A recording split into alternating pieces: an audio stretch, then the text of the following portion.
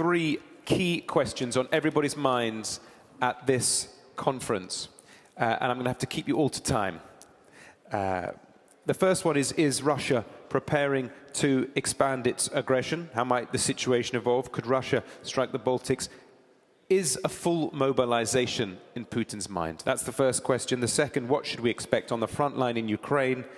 And the third, what is the outlook for the Middle East with all that's going on there? General Petraeus, could you kick us off with the first question? Is Russia preparing to expand its aggression? Are we looking at a full mobilization? Well, thanks very much. It's a privilege to be with John and Glenn, old CIA comrades of extraordinary accomplishment, and for Richard and the ambassador, who we've all gotten to know because of his expertise on the situation in Russia and also, of course, in Ukraine. The answer to the question is that, yes, Russia is preparing to expand, but I don't think it will be able to because of the extraordinary work by Ukrainian forces, Ukrainian innovators, and also Ukrainian intelligence, which is enabling Ukraine to stop the Russians cold on the front lines, to pay a price every day, every month in killed and wounded that is greater than what Russia is now able to recruit, and intelligence that is enabling special units in the Ukrainian military forces and intelligence services to attack with increasing effect in the depth of the Russian Federation, in particular against Russia's oil and energy refinery infrastructure in such a devastating fashion. I don't think in the end that Russia will fully mobilize. I think that the challenges domestically for Vladimir Putin to do that slightly outweigh the possibility of doing that. But, you know, this conference talks about whether there's light or darkness ahead, and I actually think there's definitely light ahead, despite the reprieve that the Russian oil industry is receiving, and therefore the Russian economy, because of the lifting of sanctions and the increase of the price that Russia is able to sell that oil. But that will end when the situation in the Middle East improves. And again, I think that the progress being made on the front lines, the EU $90 billion in financial and economic assistance, the deep strikes in Russia, the effectiveness against Russian drones and cruise missiles, the state of the Russian economy, especially again once the ability to sell oil at the new price and new quantities is over.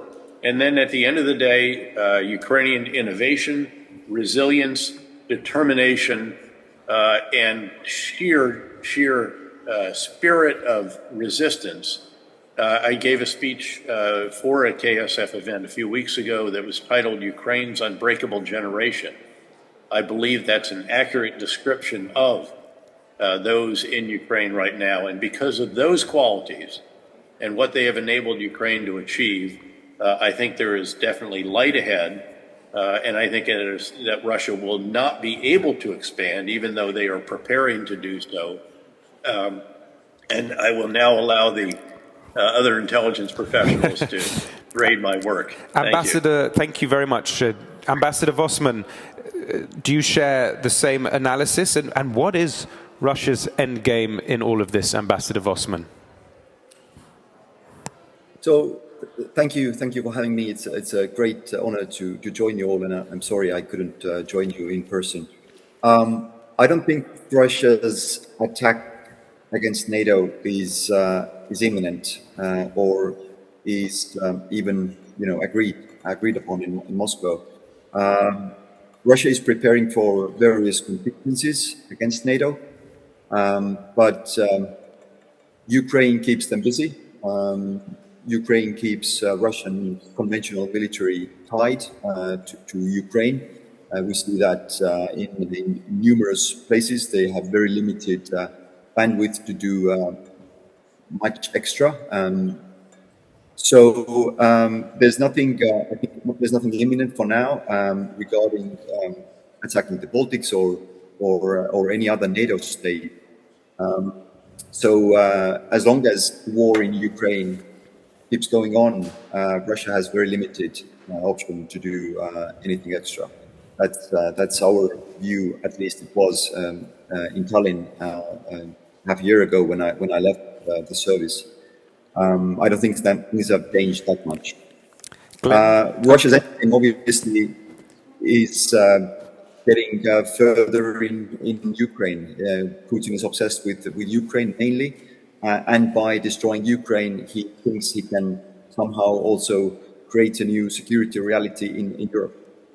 Thank you very much, Glenn. I mean, Putin obsessed with Ukraine, but how wide do his ambitions go? Thank you for the question, and thank you for the opportunity to be here. And it's great to be back in Ukraine, such an amazing country and amazing people. To the question, I think both General Petraeus is correct and the ambassador is correct. I definitely think Putin is planning and looking at options to expand conventional activities against maybe the Baltics, maybe some other areas we have to watch. But I think the aggression's already expanding. We see it throughout Europe in the active measure space, which we can't forget, which is a war that the Russians were waging against Ukraine since 1991 and other parts of the former Soviet Union, against the United States and against our NATO allies. So the expanded aggression is there. It's happening. We have to recognize that. Whether they're going to try and turn to full mobilization, I think that President Putin is very nervous about trying to do that. He has a lot of problems domestically.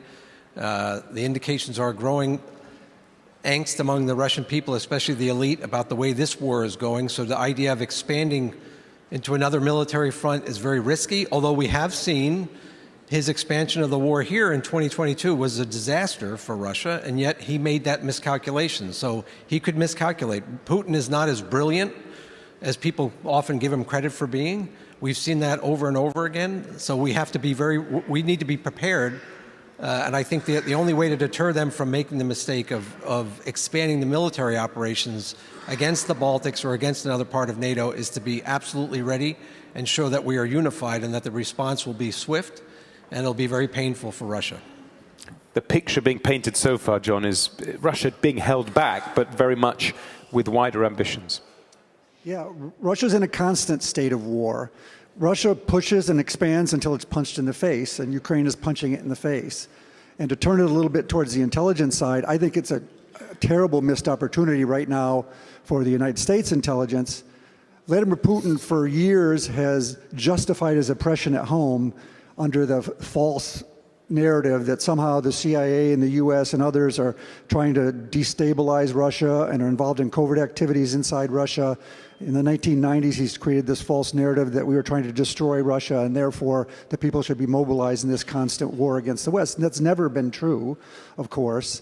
However, it might be a time, it would be a perfect time now for the CIA, for the United States to actually do the things that he's always been complaining that we do. However, we have an administration who wants to essentially friend up to Russia. And frankly, we've had administrations over the last 20, 30 years who often have had this view that if we play nice with the Russians, they'll come around. I think we understand that will not happen now, but we're missing a terrible opportunity, I think, right now. Really interesting. Thank you. General Petraeus, we're turning to what's going on the front line in Ukraine. And yesterday, we heard from Lieutenant General Budanov on this stage, head of Zelensky's office here, talking about autonomous systems of independently identifying targets will be in operation soon, he thinks. He thinks this could be a game changer on the battlefield, to have these autonomous systems to independently identify targets. He said there'll be a surprise for the Russians soon.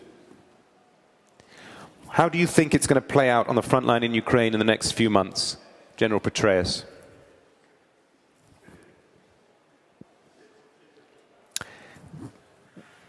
We can't hear you at the moment, but either it's at your end or ours.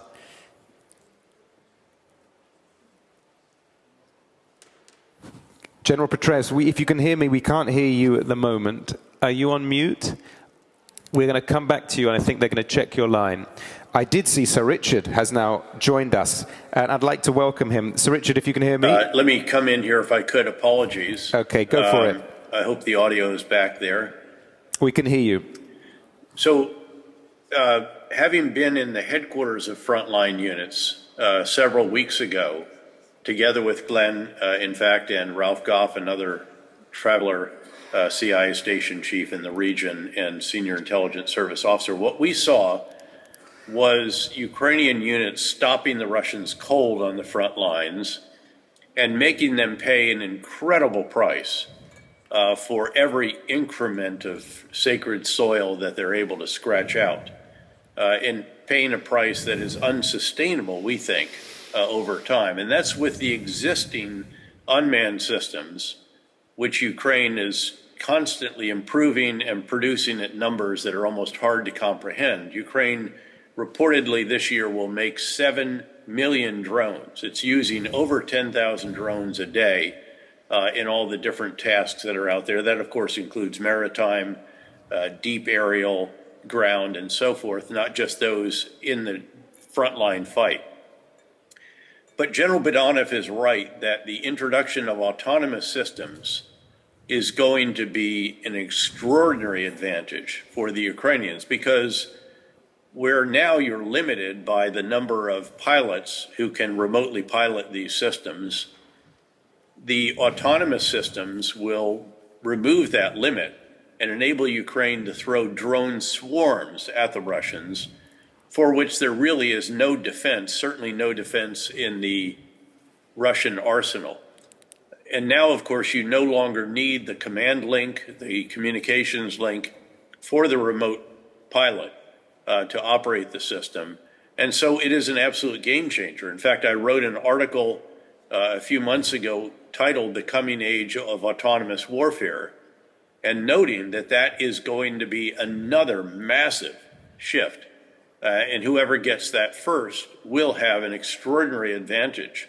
And if Ukraine, as it appears, is going to achieve that first, then General Budanov is right that it will provide another enormously important capability in the arsenal of the Ukrainian military forces, for which the Russians really have no counter. The only counter to drone swarms is some kind of high-powered microwave or other system like that. You can't take swarms down with just individual systems, such as is the case right now: drone intercepts, machine guns, jamming, electronic warfare, and so forth. So this will be a very significant development. And again, I look forward to applauding the Ukrainian innovators, the engineers, the designers, and those who operate these systems, who are all working so closely together and will be the ones who produce this. Thank you. Did either of you want to come on that point? No. Sir Richard, I think we have you now. If you can hear us, there you are. Welcome to the forum. Thank you. I've been here throughout, just so you know. Great. So I have been listening very. You know the first question that's coming your way. Is Russia preparing to expand its aggression? How might the situation evolve? Are we talking about full mobilization? Thanks. Well, like others, I'm really sorry not to be in my beloved Kyiv with you all. It's a place that was absolutely the center of the time I spent as chief. So I'm sorry I can't be there today, but I'm really glad to be taking part in this distinguished panel. Look, I never saw any clear sign that Vladimir Putin had some sort of master plan to roll on from Ukraine in my time, and I don't think he has. I think Ukraine is such a particular and peculiar obsession for Putin. It is different to the way he feels about the broader, if you like, the desire to control other bits of the former Soviet empire. This is so viscerally believed in by him. So I think his ambitions are largely confined. But as others have said, two things. One is he's intensely opportunistic, as is the Russian system. So if we show weakness, or if we were to fail the test of wills in Ukraine, he sure as hell would reassess and look for other opportunities. It's why when stray drones come into the Baltics or come into Poland, in some sense, it doesn't really matter what the motivation for that Russian action was. What matters is how we respond.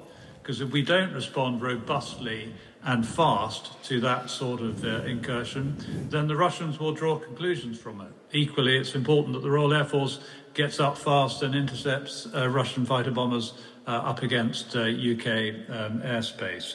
But Glenn is also right that beyond that, pure military incursions, they're already doing a whole pile of stuff around hybrid. The Brits perhaps got an early taste of some of the new recklessness in Salisbury in 2018, but since 2022, they've really rolled on, and their inhibitions have dropped away. And I think I've said before publicly, the Russian intelligence services have gone a bit feral, and you see that in some of the activity. So we've got a full-on contest here, and it is utterly vital that we win. And for all the reasons that General Petraeus set out, this is ours to lose, guys. This is an opportunity to avoid snatching defeat from the jaws of victory, to invert that English saying, because he was under pressure. I am deeply frustrated in many ways that the Iran campaign has lessened the pressure on him. Russia is probably the only country you can definitively say is better off after the Iran campaign, because the oil price has spiked, because the sanctions have been lifted on them. And it's really important that we make sure we give Ukraine the support they need. On the front line, as David Petraeus said, they are doing remarkable things, and that is to be supported and reinforced.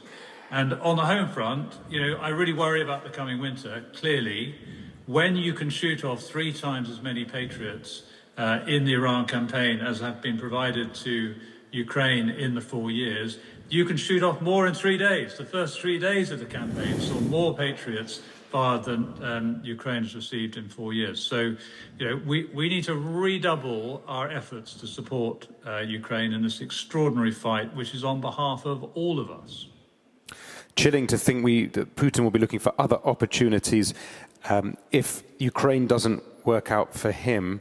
Ambassador Vosman, what should we expect on the front line in Ukraine from what you're hearing? Well, I think what gives me hope is that Ukraine seems to now have an upper hand in the deep strikes against Russia. So I hope that trend continues, and I also hope that the war in Iran kind of goes away soon, and the windfall that Russia is now getting, the oxygen that they are getting economically, goes away soon, because they really started to hurt in the beginning of this year. And being in the region in the Middle East, obviously, it was frustrating to witness that Russia really gained from that war. But I also see many positive signs for Ukraine. Thank you, John. A technological war moving to the next level soon, but right now, how do you assess the front line in Ukraine and what's going to happen next? Well, frankly, I'm not qualified to talk about the front line in Ukraine. There's so many experts here that I'm listening and learning from myself. But let me turn it a little bit towards what I did do. So my job for 30 years was to run spies, and to run spies in Russia. Now, Glenn has done that more recently than I have, but there are things about Russia that don't change. These attacks, this hybrid warfare, this political warfare, this constant warfare never change. But there's one thing that's unique about Russian spies, the people who spy for the British and spy for the Americans, that is different from other spies that I've seen and handled in my career. And people spy for different reasons, for ego, for money, for revenge, for what have you. But there was something unique about the Russians that spied for us. First of all, they were often the best and the brightest. They were people, they weren't the drunks and the philanderers and those type of people. They were the people who believed in the system and worked their way up through the system until they realized it was rotten and it was evil, and they wanted to deal with that. And then they turned to us. A certain number of people turned to us to spy for us. And almost all of them said the same thing, is that the Chekist system, the security services are evil, and Russia will never be a normal country until that is destroyed. So we talk about what happens here with Putin, what happens after Putin.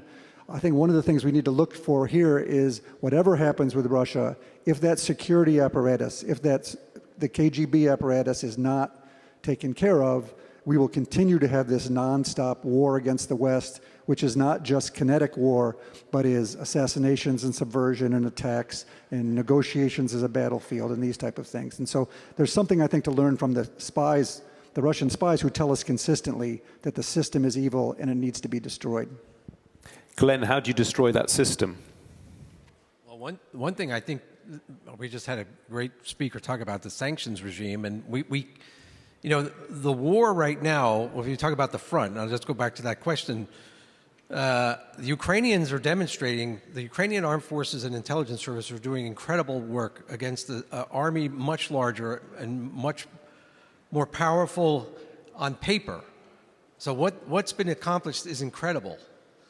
But the war that I'm worried about is in the information space. And it goes back to this Chekist mentality and the tradition that the Russians have, even going back to Tsar's times, of using disinformation, using psychological warfare to undermine their enemies and to expand their influence and to weaken those people that they think are threatening them. So that's the war I think that the U.S. needs to be much more focused on. I think that's the war that other members of NATO need to be more focused on. The Ukrainians militarily providing them with the assistance that they need to keep fighting. I tell American audiences all the time when I speak about this issue, the Ukrainians, I've been coming, this is my 13th trip in 2 years. The Ukrainians have never asked us once to send my son or John's son to fight for Ukraine. All they ask for is the weapons to continue to defend themselves and their sovereignty against the Russians. And we can do that, but the Russians in the information space are working very aggressively to deny us the ability to do that by manipulating the narrative to claim that sanctions aren't working when we see that they are working, to claim that this war is an endless war, it's a repeat of Iraq or Afghanistan, which is not true. And by the way, we could talk about what the value of those wars were. And then on the issue of the Middle East and on Iran, you know, the Russians, I think, want us in the information space to think that this is a disaster and it was a big mistake and that it's helping Russia. I don't think it's helping Russia. The key in Iran is to finish the job, because we need to take another chess piece off the board for Putin and put it on our side, in my opinion, and stop the Iranians from being able to resupply the Russians. Hasn't that proved difficult to finish the job? It's going to be difficult, and anyone that thought that it was going to be easy is sadly mistaken, because since 1979, that regime has been building resilience. So I don't think it's going to be quick, and I don't think it would ever be easy, but we need to finish the job. Because Iran also presented a very serious... But just what does that mean, finish the job? Are we talking about weeks or months? Are you talking about a military strike? Are you talking about using other means? I would say it's going to be months. I don't think it's going to be weeks in my assessment. And I think it's a combination of things that we need to do, including continued military strikes and other things that we need to do. And can you elaborate on those other things or not? I will not elaborate on those right, so it's this stage, military plus is the answer. Military plus. Well, I'm going to come back to the Middle East just on this topic. So, Richard, why has the UK got such unwavering support for Ukraine? Why were they first out the blocks? Why is there never any question about funding for Ukraine? What is the special link between the two countries? I think we had the enormous privilege, first up, alongside the United States, of seeing the plans, of seeing the intelligence in the run-up to this, for starters. Secondly, predating that, we recognized that we messed up in 2014, both the US, UK, and indeed broader European allies, in that we were caught asleep at the wheel when Putin came into Crimea and invaded the Donetsk. And we were determined after 2014 that that shouldn't happen again, and therefore we, alongside the United States, really upped our game with our Ukrainian partners, so that come the day in the run-up when we got firm intelligence that Putin was going to go, we were able to scale up pretty quickly and be pretty effectively. So I think that's one. Those are two reasons. The third reason, of course, is that and I don't think it's the UK alone on this, it's just there was a clear recognition of just what Putin's act of aggression meant. This is the first time we've had a full-scale war, well, certainly since the Balkans, but arguably at this scale, of course, nothing since the Second World War. And if we weren't going to stand up against this, as the UK, as Britain stood up in 1939 and 1940, then our freedoms were going to suffer in due course. So I think it did have a lot of popular support in the UK. That's more than some others. But, compared to the Baltics in their way, or compared to Poland, I wouldn't put us in some special category. I just feel that we were quicker, and we were prepared to take a bit more risk, I think, early doors. So we were prepared to put in some of the weaponry that others were worried about. And because the sky didn't fall in on the UK, when we did take the risk over things like Storm Shadow, tanks, etc., then others felt able to follow. And that was a good leadership role. I'd like us to be more assertively in that space now than I'm entirely convinced we are. But I think that's we're lacking kind of at the moment. If we're coming back to Iran, I'll hold off. Okay. My final comment, very briefly, I agree with this thing about avoiding a kind of defeatist, allowing the Russian propaganda on this to take root. And the final thing is there's an immense fallacy from those people who think you've got to somehow get Ukraine off the international agenda in order to meet the threat from China. That is a grotesque misreading of the situation. If you are worried about how you deter Xi Jinping, then do not fail the contest of wills with Putin, because Xi is watching this like a hawk, and he will draw conclusions from our robustness over Ukraine. Thank you. We'll be picking up on that in our next panel. So thank you for teeing that up, Sir Richard, on China. General Petraeus, there seems to be a lull in the Middle East at the moment. When we look at the Tehran-Moscow axis, people were saying this is a great war for Putin. Suddenly it became a great war for Zelensky as he toured the Gulf.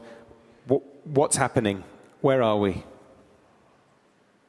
Well, we're trying to negotiate, and there is a challenge both with the leadership within Tehran not being fully aligned with each other, and then the individual who seems to be emerging as the leader there is the head of the Islamic Revolutionary Guard Corps. He's a first-generation revolutionary, a real diehard, and he is very, very hard line, and apparently believes that why negotiate? Let's just continue what we're doing in the Strait, continue to resist, and make life more difficult. They're reading the domestic situation in the United States, I think, fairly astutely, seeing the worries about the midterm elections for the ruling party and so forth, understanding the pressures on the president when it comes to inflation and the price of a gallon of gas and the other second and third order effects. And so in a difficult situation, the question is how to bring them to the table. And I agree with Glenn that I think we do have to increase our pressure. There's some of that ongoing with the seizure of Iranian ships elsewhere in the world that are carrying Iranian oil. And we'll see if that and the continuation of the blockade on the blockade will be effective. But then if I could just come back, I think Sir Richard was a bit modest in a way in explaining why the UK has been so strongly supportive. I think, Richard, it was also that you had Boris Johnson, who saw this as his Churchillian moment and very, very strongly leaned in to support Ukraine. And as Richard noted, UK would make a decision before the US in many cases, and nothing would happen. And so, after they gave, 1,000 anti-tank guided missiles, we'd give 10,000. And they did this with a number of different systems. Same with tanks, same with, again, Storm Shadow, there was also an anti-ship missile. There were a number of individual decisions that Prime Minister Johnson in particular made that were ahead of everyone else. Also the same with sanctions. And then others followed suit, the European countries and the United States as well. So this is the case where leadership, I think, really has mattered, and the leadership he exhibited on the issue of Ukraine was very important, and it really ended up setting the tone for the others. Thank you. Over. Ambassador Vosman, I believe you're speaking to us from Israel. What is the view there? What's happening? Where are we going from here in the Middle East? Well, first of all, I'm not a Middle East expert. Even after 9 months here, this place, being here, it really makes you humble. I mean, to put it mildly, things are very complicated. Well, I think in Israel, there is a feeling that things are not over, both on Lebanon and against Hezbollah and against Iran. This is not over by far. I think there is some frustration regarding the truce on either issue, Lebanon and Iran. There's a feeling that main decisions are taken in Washington, which Israel cannot do much about. I think Israel is ready to continue. Surely they went into this war with Iran that this war would end all wars, or let's say buy them ample time for years. For now, I think it's too premature to say this is the case. So there's a feeling that it's not over. Things are on pause for now. And do you feel that this is a war against Russia and China as well that needs to be won in the Middle East? Ambassador Vosman. Yes, this is, I think both Russia and China are watching, but I also think that if in Washington there is a view that the war against Iran is to do with China, then I think Ukraine should also be helped much more. So I'm not sure how much this war against Iran from Washington point of view is about China, because I think there are other ways we can send a message to China. But obviously there's a lot of talk about that this is wider than just Middle East. Glenn, is America stuck? It needs to win in the Middle East to defeat China as well. It needs to win in Ukraine to defeat China. At the moment, it's committing troops to the Middle East, but it's what's going on. Right. So first, when we talk about Iran, I do want to say we should not forget, the United States should not forget that Ukraine, President Zelensky and the Ukrainians were one of the first countries in Europe to come to our aid and to show strong support. And the Ukrainians in the Gulf have been playing an important role. And it's an amazing opportunity for Ukraine, and it's an amazing sign. In my opinion, our administration should recognize that and be thankful for it, because when we got ourselves in a difficult situation, which was unavoidable in my assessment, Ukraine was with us. And so we should never forget that. That is what an ally does for an ally. And that means that we need to stay together with Ukraine. All right? Is the United States stuck? We've been stuck for many years. Right? This is not a war with Iran that just started on 28 February. We've been fighting this war for a long time. Now the escalation has happened, and I don't think it's a war. I think it's a battle. It's a different front of a battle. The war, Russia's aggression against Ukraine, in my own assessment, is the same thing that the Iranians were doing against Israel, our ally in the Middle East. And I said this on a stage a couple of weeks ago here. I do not believe that the United States should let Russia dictate or eliminate Ukraine as a country or as a people. We should always stand by any country that's defending its sovereignty, and I feel the same way about our responsibility to help the Israelis defend themselves against the regime that was talking about and dedicated to destroying Israel and annihilating Israel for many years. So we've been fighting this war for years. We have to see it through. We have to win it.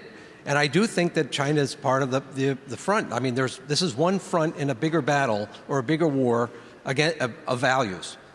And if we believe in the values that I was raised on, I'm sure John was raised on, I served with them, I know, General Petraeus was raised on, all the members of the panels were raised on, then we will see this war through to the end, and we will make sure that Ukraine wins. Because if Ukraine loses, then we lose in Iran, we lose in the Middle East, we lose China, we lose, in my opinion, pretty much everything, including who we are as a nation. Yeah. In my view, the Iran attack was a mistake. I think differently about this. I think we should have doubled down on Ukraine against Russian aggression. Iran could have waited. The Iranian Navy, which we talk about destroying, was of no threat to anybody. Yes, it's been an ongoing war, but there was nothing that suggested it needed to be raised now. But I do think there is a potential. One good thing to come out of this vis-a-vis China is if China is looking about aggression to Taiwan, for example, they have now just seen two examples of large countries thinking they can attack smaller countries, and they've seen that asymmetric attacks work. So if China is looking and they see that Russia attacked Ukraine and thought they should have won quickly, they learned that didn't happen. Now they see the mighty United States attacking Iran and saying that the Americans have bloodied their toe. Hopefully the Chinese are learning that even having a powerful military in this day and age, when all the other smaller countries have learned about how to fight asymmetrically, is not a given. So I hope that the Chinese are watching both Iran and Ukraine in that sense. But I believe we should have doubled down on Ukraine, and we could have waited on Iran. And as a result, the focus has shifted unhelpfully. Yeah, we're wasting our weapons against Iran for no strategic gain. I think we've learned that we can win tactical battles, which we should have learned from Afghanistan and Iraq, without winning strategic victories. And I think this is what's going to happen in Iran. We're going to end up here with something worse than we had before. So let's say to get through to Donald Trump, you need to be able to sit down with him and explain why it's in his personal interests to support Ukraine.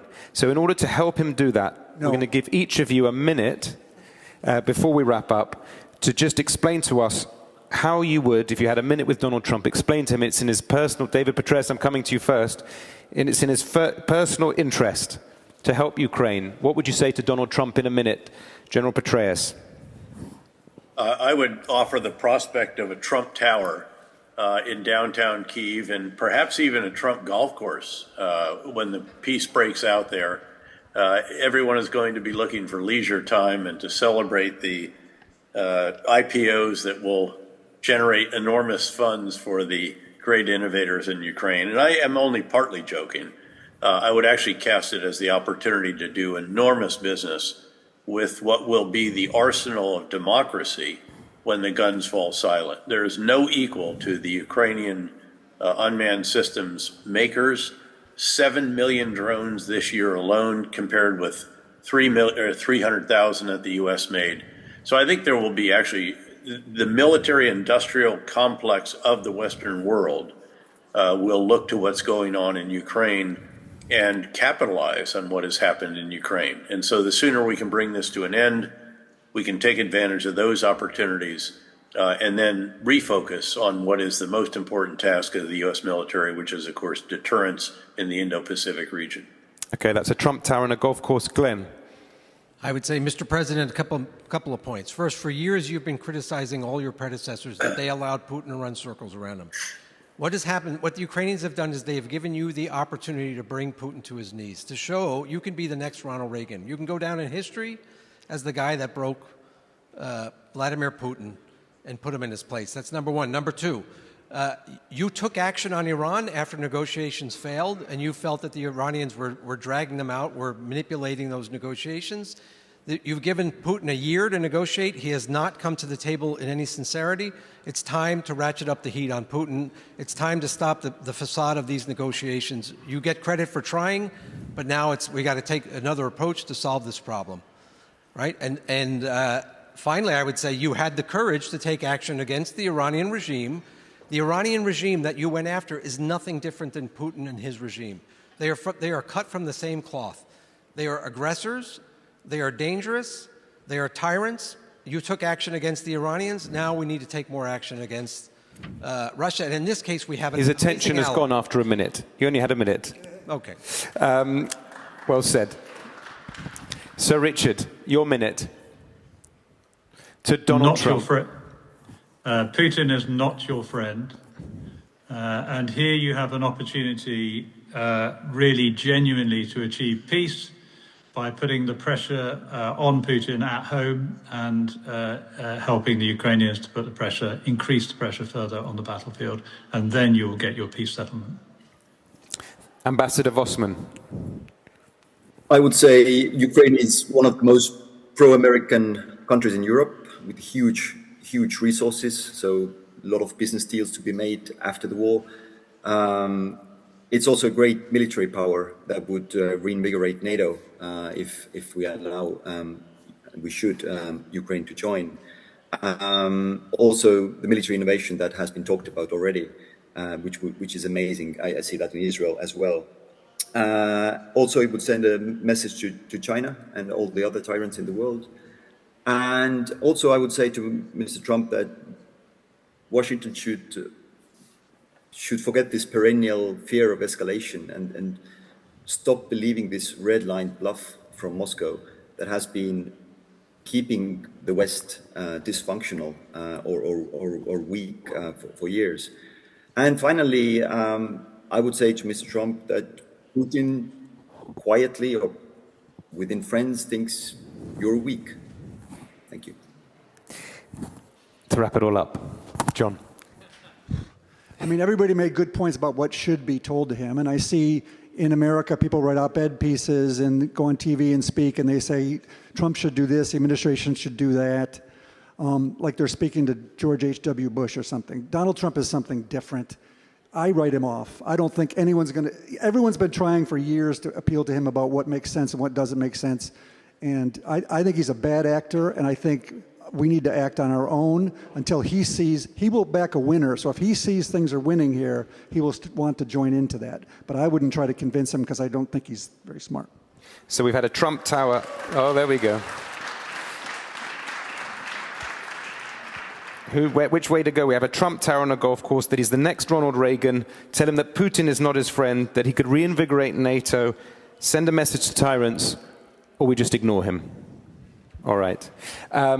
Plenty of food for thought in that session. Unfortunately, I have to bring it to an end now. I want to say a big thank you to all our fantastic panel. Thank you very much.